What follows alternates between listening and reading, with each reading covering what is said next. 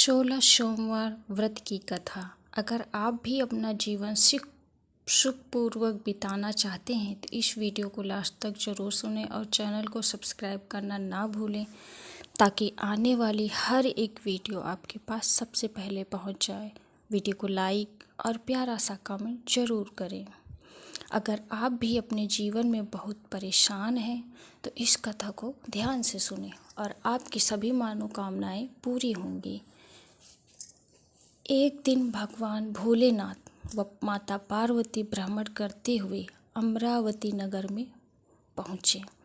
उन्होंने वहाँ पर एक विशाल शिव मंदिर देखा। यह मंदिर वहाँ के राजा ने बनवा रखा था। माता पार्वती उस मंदिर में रहने की जिद करने लगे और इस तरह भगवान शिव व माता पार्वती उस मंदिर में रहने लगे। एक दिन माता पार्वती की चौसर खेलने की इच्छा हुई और उन्होंने भगवान शंकर से कहा कि हे भोलेनाथ, हे प्राणनाथ, आज मेरी चौसर खेलने की बहुत इच्छा हो रही है। और वह दोनों वहाँ पर चौसर खेलने बैठ गए। जैसे ही वह खेल प्रारंभ करते हैं उस समय मंदिर का पुजारी वहाँ पर आ गया, जो कि भगवान शिव का बहुत बड़ा भक्त था। पुजारी को देख माता पार्वती ने पुजारी से पूछा कि हे पुजारी जी, यह बताएं कि इस खेल में किसकी जीत होगी। भगवान शिव का भक्त होने के कारण उस पुजारी ने झट से भगवान शिव का नाम ले लिया, परंतु चौसर खेल के अंत में भगवान शिव की हार हुई। तब माता पार्वती को पुजारी पर बड़ा क्रोध आया और उन्होंने क्रोधवश पुजारी को कोढ़ होने का श्राप दे दिया और वह पुजारी कोढ़ी हो गया। तत्पश्चात शिव पार्वती जी कैलाश लौट गए। पुजारी के कोढ़ के कारण नगर के लोग उसे घृणा करने लगे और राजा ने उस पुजारी को मंदिर से बाहर निकलवा दिया। अब वह पुजारी मंदिर के बाहर भिक्षा मांगकर अपना गुजारा करने लगा। कई दिनों के पश्चात उस मंदिर में स्वर्ग से कुछ अप्सराएं भगवान शिव की पूजा करने के लिए पधारी। जब उन्होंने उस पुजारी को देखा, उन्हें बड़ी दया आई और उन्होंने पंडित से इस कोढ़ का कारण पूछा। तब पुजारी ने अप्सराओं को सारी घटना विस्तार से बताई। यह सब सुनकर अप्सराओं ने पुजारी को 16 सोमवार के व्रत रखने को कहा और इसकी पूजन विधि भी बताई। अप्सराओं ने कहा कि सोमवार के दिन सूर्योदय से पहले उठकर स्नान आदि करके स्वच्छ वस्त्र धारण करना, फिर एक सेर गेहूं का आटा लेकर उसका 3 भाग करना। इसके बाद भगवान शिव के समक्ष घी का दीपक जलाना और जल और बेलपत्र चढ़ाना और प्रदोष काल में धूप, फल, फूल, चंदन, अक्षत इत्यादि पूजा की सामग्री के साथ भगवान शिव की पूजा अर्चना करना और गेहूं के आटे का 1 भाग भगवान शंकर को चढ़ाना और दूसरा भाग स्वयं रखना और तीसरे भाग का प्रसाद बनाकर स्त्री, पुरुषों और बच्चों में बांट देना। और इस तरह व्रत करते हुए जब 16 सोमवार बीत जाएं तो 17वें सोमवार के दिन पाँव भर आटे में गुड़ और घी मिलाकर उसका चूरमा बना लेना और भगवान शिव को भोग लगाना। इसके पश्चात वह प्रसाद स्त्री, पुरुषों और बच्चों में बांट देना।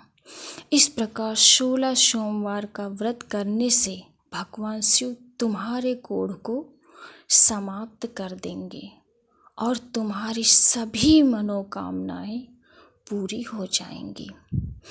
इतना कहकर वे अप्सराएं स्वर्गलोक को चली गईं। पुजारी ने अप्सराओं के कथन के अनुसार 16 सोमवार का व्रत रखा, जिसके फलस्वरूप भगवान शिव की कृपा से उसका कोढ़ नष्ट हो गया और वह पुनः स्वस्थ हो गया और वहाँ के राजा ने उसे दोबारा से मंदिर का पुजारी बना दिया। इसके पश्चात वह आनंद से भगवान शंकर की पूजा करते हुए जीवन व्यतीत करने लगा। कुछ दिनों बाद भ्रमण करते हुए भगवान शिव और पार्वती पुनः उस मंदिर में पधारे। पुजारी को कोढ़ मुक्त देखकर पार्वती जी ने आश्चर्य से उसके कोढ़ मुक्त होने का कारण पूछा। तब पुजारी ने उन्हें 16 सोमवार की व्रत महिमा के बारे में बताया। पार्वती जी व्रत की महिमा सुनकर बहुत प्रसन्न हुई और उन्होंने पुजारी जी से इसकी संपूर्ण विधि पूछी और स्वयं 16 सोमवार का व्रत रखना प्रारंभ कर दिया। उन दिनों पार्वती जी अपने पुत्र कार्तिकेय के नाराज होकर घर से दूर चले जाने से बहुत चिंतित थीं। वह कार्तिकेय के घर लौट आने की अनेक प्रयत्न कर चुकी थी, लेकिन कार्तिकेय उनके पास नहीं आ रहे थे। इसलिए पार्वती जी ने 16 सोमवार के व्रत के दौरान भगवान शिव से कार्तिकेय के लौट आने की इच्छा जताई और जैसे ही 16 सोमवार का व्रत पूरा हुआ, कार्तिकेय का हृदय परिवर्तन हो गया और वह अपनी माता के पास लौट आए और उनका क्रोध भी शांत हो गया। कार्तिकेय ने अपनी माता से पूछा कि आपने ऐसा कौन सा उपाय किया कि जिससे मेरा हृदय परिवर्तन हो गया और मैं लौट आया। तब माँ पार्वती जी ने कार्तिकेय को 16 सोमवार की व्रत कथा सुनाई। कार्तिकेय इस व्रत की महिमा जानकर बहुत प्रसन्न हुए और तब उन्हें अपने एक ब्राह्मण मित्र ब्रह्मदत्त की याद आई, जो उनसे दूर चला गया था और बहुत सालों से नहीं मिला था। व्रत के दौरान उन्होंने भगवान शिव से अपने ब्राह्मण मित्र के लौट आने की मनोकामना करी और जैसे ही 16 सोमवार व्रत पूर्ण हुआ, वैसे ही उनका मित्र लौट आया। कार्तिकेय अपने मित्र से मिलकर बहुत प्रसन्न थे। तब उनके मित्र ने उनसे पूछा कि हे मित्र, तुमने ऐसा कौन सा उपाय किया कि मेरा हृदय परिवर्तन हो गया और मैं सिर्फ तुम्हारे बारे में सोचता हुआ यहाँ पर चला आया। जब कार्तिकेय ने ब्राह्मण मित्र को 16 सोमवार के व्रत की महिमा सुनाई और वह भी व्रत की महिमा जानकर अति प्रसन्न हुआ, उसने भी विधि विधान से यह व्रत किया। व्रत समाप्त होने के पश्चात ब्रह्मदत्त विदेश यात्रा पर निकल गया। वह एक नगर में पहुंचा जहाँ के राजा हर्षवर्धन की पुत्री का स्वयंवर हो रहा था। वहाँ राजा ने यह प्रतिज्ञा ले रखी थी कि एक हथिनी जिसके गले में भी वरमाला डालेगी, वह अपनी पुत्री का विवाह उस व्यक्ति से करेगा। वह ब्राह्मण भी स्वयं देखने महल में चला गया। वहाँ कई राज्यों के राजकुमार सज धज के बैठे हुए थे। तभी वहाँ पर सजी धजी एक हथिनी सूंड में जयमाला लिए आई और उस हथिनी ने ब्राह्मण के गले में जयमाला पहना दी, जिस कारण से राजा ने अपनी पुत्री राजकुमारी का विवाह उस ब्राह्मण से करवा दिया। एक दिन उस राजकुमारी ने ब्राह्मण से पूछा कि हे प्राणनाथ, आपने ऐसा कौन सा शुभ कार्य किया था जो उस हथिनी ने सभी राजकुमारों को छोड़कर आपको जयमाला पहनाई। तब उस ब्राह्मण ने अपनी पत्नी को 16 सोमवार की व्रत की कथा और महिमा के बारे में बताया। तब राजकुमारी ने भी 16 सोमवार की व्रत कथा करने का निश्चय लिया और पुत्र प्राप्ति की मनोकामना के लिए 16 सोमवार का व्रत किया। भगवान शिव की कृपा से उसे एक सुंदर पुत्र पैदा हुआ, जिसका नाम उन्होंने गोपाल रखा। जब यह बालक गोपाल बड़ा हो गया तो उसने भी एक दिन अपनी माँ से यह प्रश्न किया कि माता, मैंने तुम्हारे ही घर में क्यों जन्म लिया, इसका क्या कारण है। तो माता ने 16 सोमवार की व्रत की महिमा के बारे में बताया तथा पुत्र को व्रत रखने की सभी जानकारियाँ दी। इस व्रत का महत्व व लाभ जानकर गोपाल ने भी विधिवत यह व्रत किया। व्रत समाप्ति के पश्चात गोपाल किसी दूसरे नगर में घूमने के लिए गया। वहाँ के राजा अपनी राजकुमारी के लिए किसी सुंदर वर की तलाश कर रहे थे। तब उन्होंने गोपाल को देखा तो उन्होंने उसे अपनी पुत्री के लिए पसंद कर लिया और अपनी पुत्री का विवाह गोपाल के साथ कर दिया। 16 सोमवार की व्रत कथा के प्रभाव से गोपाल महल में पहुंचकर आनंद में जीवन व्यतीत करने लगा। कुछ वर्षों के बाद उस राजा की वृद्ध होने के कारण मृत्यु हो गई और गोपाल उस राज्य का राजा बन गया। राजा बनने के पश्चात भी गोपाल ने विधिवत शिव पार्वती की पूजा क्रिया करता था और उसने 16 सोमवार का व्रत भी रखा हुआ था। व्रत के समापन पर 17वें दिन गोपाल ने अपनी पत्नी को पूजन सामग्री इत्यादि लेकर नज़दीक शिव के मंदिर पहुंचने को कहा, लेकिन उसने स्वयं जाने के बजाय दासियों को पूजा सामग्री के साथ मंदिर चले जाने को कहा और स्वयं मंदिर नहीं गई। इस प्रकार जब राजा की पूजा समाप्त हुई तो आकाश से आकाशवाणी हुई कि हे राजन, तेरी पत्नी ने 16 सोमवार के व्रत का अनादर किया है, इसलिए तुम रानी को महल से निकाल दो, नहीं तो तुम्हारा सारा वैभव नष्ट हो जाएगा।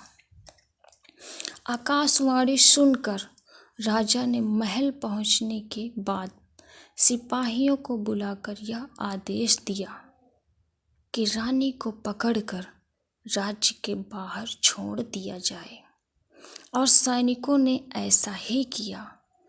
अब रानी उस राज्य में भूखी प्यासी भटकने लगी। उसने वहाँ एक बुढ़िया को देखा। वह बुढ़िया सूट काट कर बाजार में बेचकर अपना गुजर बसर करती थी, लेकिन बुढ़ापे के कारण उसे सूट का बोझा नहीं उठ रहा था। तब उसने रानी से कहा कि यदि यह बोझा तुम उठाकर बाजार तक मेरे साथ चलती हो और इसे बेचने में मेरी मदद करती हो तो मैं तुम्हें भोजन और धन दूंगी। तब रानी ने बुढ़िया की बात मान ली और बोझा अपने सर पर उठा लिया। तभी अचानक जोर जोर से आंधी चलने लगी और सूत की गठरी खुल गई और सारा सूत आंधी में उड़ गया। बुढ़िया ने फटकार कर रानी को और वहाँ से भगा दिया। रानी चलते चलते नगर में एक तेली के घर जा पहुँची। उस तेली ने रानी की हालत देखकर उस पर तरस खाया और उसे अपने घर रहने को कह दिया। लेकिन तभी भगवान शिव के प्रकोप से तैली के तेल से भरी हुई सभी मटके एक एक करके फटने लगे। यह सब देखकर तैली ने तुरंत रानी को वहाँ से भगा दिया। रानी चलते चलते एक नदी के पास जा पहुँची। वह भूख प्यास से व्याकुल थी। उसने नदी का पानी देखकर अपनी प्यास बुझानी चाही, मगर जैसे ही वह पानी पीने गई, नदी का सारा पानी सूख गया और रानी अपने भाग्य को कोसती हुई आगे चलती गई और जंगल में उसे एक तालाब दिखा जिसमें निर्मल जल भरा हुआ था। जल देखकर रानी की प्यास और तेज हो गई और वह जल को पीने के लिए तालाब के समीप चली गई। उसने जैसे ही जल को छुआ, तालाब में अनगिनत कीड़े उत्पन्न हो गए। रानी ने उसी जल को पीकर अपनी प्यास बुझाई। चलते चलते रानी बहुत थक चुकी थी। उसने एक वृक्ष देखकर वहाँ आराम करने की सोची, मगर जैसे ही वह उस वृक्ष के नीचे बैठी, वह वृक्ष सूख गया और उसके सभी पत्ते झड़ने लगे। नगरवासियों से यह सब देखा नहीं गया। वे सब दौड़कर वहाँ के पुजारी के पास गए और पुजारी को यह सारी घटनाएं बताई। और जब पुजारी ने रानी को देखा तो वह समझ गए कि रानी किसी बड़े पाप के कारण दर दर भटक रही है। पुजारी जी ने रानी से पूछा कि हे पुत्री, तुमने क्या पाप किया है जो तुम दर दर भटक रही हो। तब रानी ने पुजारी को अपने पति के आदेश पर मंदिर में न जाकर शिव जी की पूजा न करने की सारी कथा सुनाई। पुजारी सब कुछ समझ गया। उसने रानी से कहा कि बेटी, अब तुम्हें कोई चिंता करने की ज़रूरत नहीं है।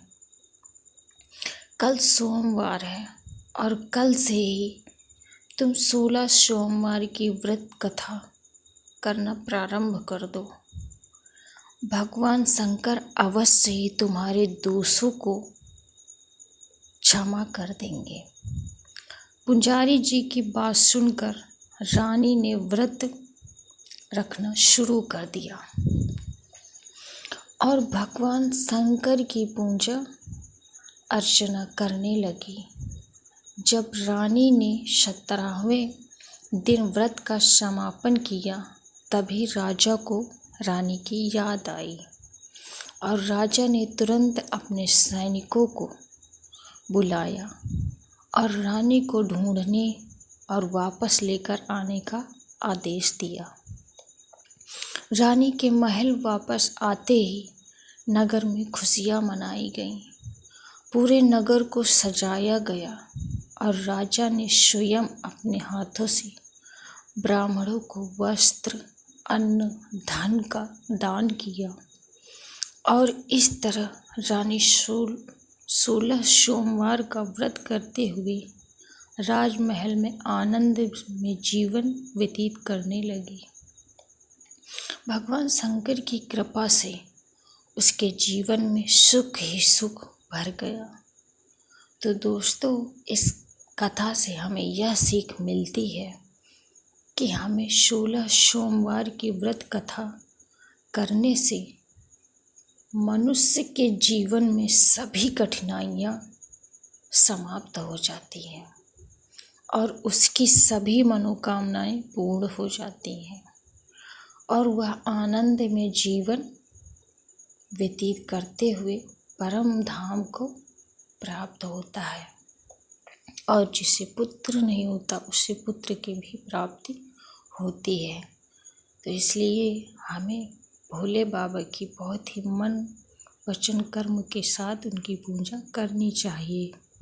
अगर हम अपने सच्चे दिल से भगवान शंकर की पूजा करेंगे तो हम एक न एक दिन ज़रूर सफल होंगे। वीडियो आपको कैसी लगी है प्लीज़ चैनल को सब्सक्राइब करें, वीडियो को लाइक करें और प्यारा सा कमेंट ज़रूर करें। भोले बाबा और शिव पार्वती की पूजा के लिए आप प्लीज़ प्यारा सा कमेंट ज़रूर करें। हर हर महादेव लिखकर ज़रूर कमेंट करें।